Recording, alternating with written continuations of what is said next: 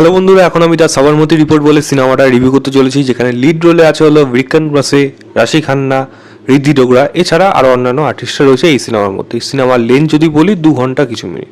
তো কেমন হলো এই সিনেমাটা? আসল কথা হলো, এই সিনেমাটা কি সত্যি ঘটনাটা পুরোপুরি উঠিয়ে দেখালো, নাকি এর মধ্যে কোনো প্রোপাগান্ডার ছোঁয়া রয়েছে? গল্পে ছোটো করে বলি, বিক্রম মাসে যে একজন নিউজ রিপোর্টারের ক্যামেরাম্যান ছিল, এবং সে যখন গোদ্রা ইনসিডেন্ট যখন ঘটে, আর ঘটনা ব্যাপারে আপনার বলার মতো কিছু নেই, ম্যাক্সিমাম সবাই জানে এটা। গুজরাটে গোদ্রা স্টেশনের সামনে অযোধ্যা থেকে যেই পিলগ্রিমসরা আসছিল, 59 জনকে হিন্দু পিলগ্রিমসকে পুড়িয়ে মারা হয়েছিল। সেই মারার পেছনে কী কারণ ছিল, কারা সেটা করেছিল, এবং সেই সময় মিডিয়া সেটাকে অ্যাক্সিডেন্ট বলে ঘুরিয়ে দিল। পরে গিয়ে সেটা জানা গেছিলো না, এটা ইনসিডেন্ট হয়েছিল, এমন কিছু ঘটনা প্রিপ্ল্যান করা ছিল। তো সেটা কে করেছিল, কেন করেছিল, এই রিপোর্টাররা যখন যাচ্ছে তখন গিয়ে রিপোর্ট জানছে। ঋদ্ধি ডোগরা যে মেন জার্নালিস্ট, সে গিয়ে রিপোর্ট একটা দেখছে, কিন্তু রিপোর্ট করছে অন্যরকম, যেটা বিক্রম মাসের পছন্দ না। বিক্রম মাসকে অফিস থেকে তাড়িয়ে দেওয়া হচ্ছে। তারপর তার সাথে দেখা হচ্ছে রাশি খান্না সেই অফিসেই কাজ করে, অনেক পরে জয়েন করে, এবং তারা গিয়ে কীভাবে এই ইনভেস্টিগেশনটা তুলে আনে এবং আলটিমেটলি রিপোর্টটা কি উঠে আসে, মানে সেখানে কী ঘটনা ঘটেছিল, কে তার মাস্টার মাইন্ড ছিল, এগুলো কি জানা যায়। এর থেকে বেশি জানতে হলে আপনাকে সিনেমা হলে গিয়ে এই সিনেমাটা দেখতে হবে। এবং যেগুলো আমি বললাম প্রত্যেকটাই কিন্তু ট্রেলার মধ্যে রয়েছে। আমি কিন্তু বাকিগুলো এক্সট্রা কিছু আমি সেরকমভাবে বলিনি।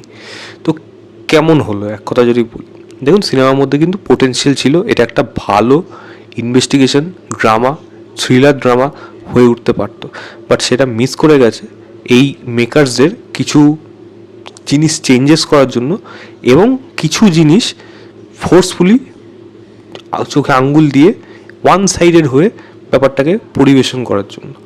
সেগুলো কেন আমি বলছি, আগে যদি ভালো কথা বলি তাহলে অবশ্যই বলবো বিক্রম ম্যাসে পারফর্ম দারুণ করে গেছে, এবং সে এই তার পারফরমেন্সের উপর এই সিনেমাটা পুরোপুরি দাঁড়িয়ে আছে। কিন্তু তার ক্যারেক্টারটা যেভাবে লেখা আছে সেটা আমি খারাপ দিকে আমি বলবো। বিক্রম মাসে ডেফিনেটলি ভালো, দিদিও ভালো লাগবে, ঋদ্ধি ডোগরা, তার পারফরমেন্স আমার ভালো লেগেছে এখানে, এবং তার যে রোলটা, তার যে সাইডটা, সেটা কিন্তু ওই সময় মিডিয়া, ও ওই সময় কেন, এই সময় যে কোনো সময় হতে পারে, এটা বরাবরই হয়ে এসছে, একটা মিডিয়ার সাইড বা একটা ডার্ক সাইড সেটা কিন্তু উঠে এসছে, যেটা পুরোপুরি সক্ষমে দেখাতে পেরেছে। রাশি খান্নার যদি কথা বলি, রাশি খান্না আমার সেখানে ঠিকঠাক লেগেছে, খুব এক্সট্রা অর্ডিনারি কিছু মনে হয়নি। বাকি আর পারফরমেন্স নিয়ে কথা বলার মতো আর সেরকম কেউ নেই আমার এখানে। দ্বিতীয় জিনিস বলবো, স্ক্রিন প্লেটা কিন্তু টাইট। আমি স্ক্রিন প্লের মধ্যে সমস্যা আছে, যেটা রাইটিং লেভেলে আছে সেটা আমি পরে বলবো, বাট স্ক্রিন প্লের যদি আমি ধরন বলি, আপনি কিন্তু সিনেমাটা দেখতে গিয়ে বোর হবেন না। যাদের আপনার মনে অনেক হয়তো প্রশ্ন আসতে পারে যেটা কী হলো, কেন দেখানো হলো এরভাবে, যেটা আসতে পারে, বাট সেটা কিন্তু টাইটভাবে রাখেছে, এবং শুরুর থেকে শেষ অবধি, সেকেন্ড হাফেও গিয়ে সেটা গিয়ে, এবং ইনভেস্টিগেশন যেভাবে করছে ওরা, সেটাকে যেভাবে বোঝাচ্ছে, সেটা কিন্তু দেখতে আপনার ভালো লাগবে। রেদার তার মধ্যে ডিটেল ঢুকতে গেলে কিন্তু আপনি তার মধ্যে ফ্লস খুঁজে পাবেন। তো আমি সেটার জন্যই বললাম, সিনেমাটা দেখতে হয়তো যতটা আপনার ইন্টারেস্টিং মনে হবে, সিনেমার যদি রুট লেভেল আর গল্প লেভেলে যাওয়া যায়, সেগুলো কিন্তু আপনার সেরকমভাবে হয়ে ওঠে না। ঠিক আছে, এখান থেকে আমি খারাপ দিকে ঢুকে যাব। একজন ডিরেক্টর সে দেখাতেই পারে, এটা একটা জার্নালিস্টের দিক থেকে, জার্নালিস্টের নজরে সেই দিক থেকে যাকে প্রেজেন্ট করেছে, সেটা তার নিজস্ব ইচ্ছা, কোনো ব্যাপার না। কিন্তু ক্যারেক্টারটাকে যখন লেখা হচ্ছে, তার মধ্যে এরকম জোর করে ফোর্সফুল কমেডি পোর্শন কেন আনা হচ্ছে? একটা এরকম ঘটনা যেটা ঘটে গেছে, যেটা নিয়ে সবাই আতঙ্কিত, যেটা নিয়ে আজও নিয়ে কথা হয়, সেই ঘটনার মধ্যে একটা মানুষ যেই সচক্ষে দেখেছে, তার ক্যারেক্টারটা এরকম জিনিস করে বেড়াবে, মানে সেটা কোনোভাবে বিশ্বাস করা যায় না, বা এইগুলো মানে মানা যায় না। এগুলো ফোর্সফুলি জোর করে একটা মাসালা এন্টারটেনমেন্ট করার জন্য এইগুলোকে করা হয়েছে, যেটা দেখতে এই ঘটনার জন্য পুরোপুরি খারাপ লেগেছে। একটা গাম্ভীর্য থাকে, একটা ব্যাপার, যে গাম্ভীর্যটা আমি গল্পের মধ্যে থেকে খুঁজে পাইনি এই ক্যারেক্টারটার জন্য। বিক্রম মাসের ক্যারেক্টারটা এতই বাজেভাবে লেখা হয়েছে। সিমিলারলি ঋদ্ধি ডোগরা, রাশি খান্না, প্রত্যেকের ক্যারেক্টার এখানে বাজেভাবে লেখা হয়েছে, যার জন্য এই ক্যারেক্টারগুলো জীবন্ত হয়ে ওঠে না।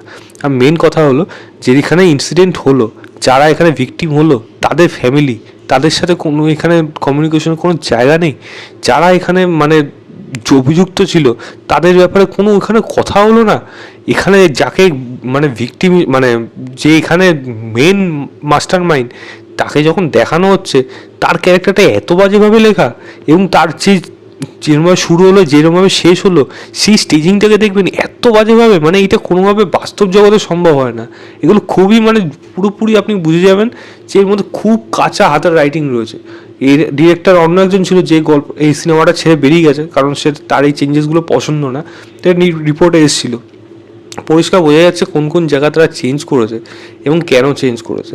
এবং এই সিনেমাটা পরিষ্কার একটা সাইডকে ভালো এবং একটা সাইডকে ভালো বলার থেকে তাদের হয়ে প্রমোশন করার জন্য এই সিনেমাটাকে রীতিমতো বানানো হয়েছে। রেদার আরও অনেক ডেপথ ছিল গল্পের মধ্যে, যেইগুলোর মধ্যে এই গল্পটা একেবারেই যায়নি, যেখানে রাইটিং লেভেলে প্রচুর সমস্যা রয়েছে। একজন ক্যামেরাম্যান সে কী করে একজন বড় জার্নালিস্ট হয়ে উঠলো পরে, তার জার্নি সেখানে কোনো ব্যাপারই নেই, কোনো মানে উল্লেখও নেই সেখানে কীভাবে হয়ে উঠলো সে এত বড় একটা চ্যানেলের রিপোর্টার হয়ে গেল। সেই সচক্ষে যখন দেখছে তার সাথে আরও রিপোর্টাররা আছে, সেখানে বাকি রিপোর্টাররা কোথায়? সে হয়তো প্রথমে গিয়ে পৌঁছেছে, বাট বাকিরা কোথায়? দুটো বগিতে সেখানে আগুন লাগা হয়েছে, যেটা আমরা সবাই জানি। বাকি যে ট্রেনটা নিয়ে যাওয়া হলো, কোথায় নিয়ে যাওয়া হলো, সেটা নিয়ে কোনো রিপোর্টিং হলো কি না, সেটা নিয়ে কোনো উদ্দেশ্য পুরোপুরি সেটাকে ম্যানিপুলেট করা হয়েছে, ঠিক আছে। কিন্তু এই ক্যারেক্টারটা যখন ইনভেস্টিগেট করছে তখন সেই দিকে কেন যাওয়া হলো না? একটা ক্যাসেট যেখানে লুকিয়ে রাখা হলো, যে ক্যাসেটটার মধ্যে সমস্ত কিছু রেকর্ড ছিল, সেই ক্যাসেটটা নিয়ে যা যা ঘটনা এখানে দেখানো হচ্ছে, সেই ক্যাসেটটা হুট করে আরেকটা রিপোর্টারের কাছে যেভাবে গেল, তারপরে যে দিল তার কি অবস্থা হলো, এইগুলো একেবারে উঠে আসে না। এবার একটা নিউজ বুলেটিন যখন হয়, তার যে এডিটার হয়, এডিটার তো জানে আমি কোন জায়গাটা কী কী লিখেছি, কোনগুলো আমি আমার নিউজ বুলেটিনে যে থাকবে তাকে দিয়ে পড়াবো, সে তো সেই জিনিসগুলো জানে। তো শুরুর থেকে সে কেন জিনিসটাকে চেঞ্জ করলো না? এইগুলো কেন এরকম হতে থাকলো? কেন এটা অ্যাবস্ট্রাক্ট বা হঠাৎ করে মনে হলো নিউজ এডিটারের যে না এটা আমি ঠিক করিনি, মানে যাকে বসেছি সে হয়তো অন্য কিছু বলছে। এগুলো হঠাৎ করে হয় না। এটা নিউজ এডিটার সে যত বড়ই হোক, সে কিন্তু যে নিউজ বুলেটিন হয় তার কিন্তু নজরে থাকে, সে বিশাল দূরের থেকে কিন্তু নজরে থাকে না। এরকম কিছু অড ব্যাপার আছে যেগুলো কিন্তু আপনার রীতিমতো মানে অদ্ভুত লাগবে। এবং যেইভাবে এই ক্লাইম্যাক্সে যেইভাবে সিনগুলোকে দেখানো হলো, সেই ইম্প্যাক্টটা কোথায়? একটা মেন কথা হলো এরকম যে ভিকটিম হচ্ছে, তো ভিকটিমের যে আর্তনাদ, ভিকটিম তারা যে তারপরে কি হলো, তার আগে কী কী ঘটনা ছিল, ওই সময় তারা কী কী করেছে লড়াই, এই জিনিসগুলো তো ফিলই করা গেল না। সিনেমার মধ্যে বেশ কিছু রিয়েল ফুটেজ রাখা হয়েছে, বার্নিং ফুটেজ যেগুলোকে রাখা হয়েছে, যেগুলোকে খুবই সেন্সার, এবং এটাকে সেন্সার কেন আটকাচ্ছিল সেগুলো পরিষ্কার বোঝা যায়। বাট সেই যে ঘটনা, সেই যে ভয়ঙ্কর ঘটনা, সে তো অডিয়েন্সকে ফিল করাতে হবে। আমি যদি কাশ্মীর ফাইলের ঘটনা বলি, কাশ্মীর ফাইলে ক্যারেক্টারগুলোকে জীবন্ত করে তুলেছিল, এখানে কিন্তু ক্যারেক্টারগুলোকে জীবন্ত আনতেই পারলো না। সেই ক্যারেক্টারগুলো কোথায় যেন গল্পের থেকে হারিয়েই গেল। তাই ওই ক্যারেক্টারগুলো যদি ভালোভাবে উঠে না আসতে পারে, যদি রাইটিংয়ে সের মধ্যে দম না থাকে, তখন কিন্তু অডিয়েন্স এই সিনেমাটার সাথে কানেক্ট করতে পারবে না। কারণ সেখানে তার কিন্তু মনের মধ্যে প্রশ্ন আসবে যে যাদের জন্য আমি সিনেমাটা দেখলাম, এটা আমি সাবরমতির রিপোর্ট দেখছি, আমি একটা জার্নালিস্টের অ্যাঙ্গেল থেকে দেখছি, কিন্তু সেখানে সাবরমতির রিপোর্টে কী ছিল, কীভাবে সেগুলো করা হয়েছিল, কীভাবে সেখানে ম্যানিপুলেশন হয়েছিল, এই সমস্ত ব্যাপারে উল্লেখ যেরকমভাবে রয়েছে সেটা খুবই কম লেভেলে রয়েছে। এরকম অজস্র ঘটনা আছে যেটা এই সিনেমার মধ্যে দেখানো হয়েছে, তার মধ্যে জোর করে ফোর্সফুল কমেডি রাখা হয়েছে, যেটা একেবারেই মানে টলারেট করা যায়নি।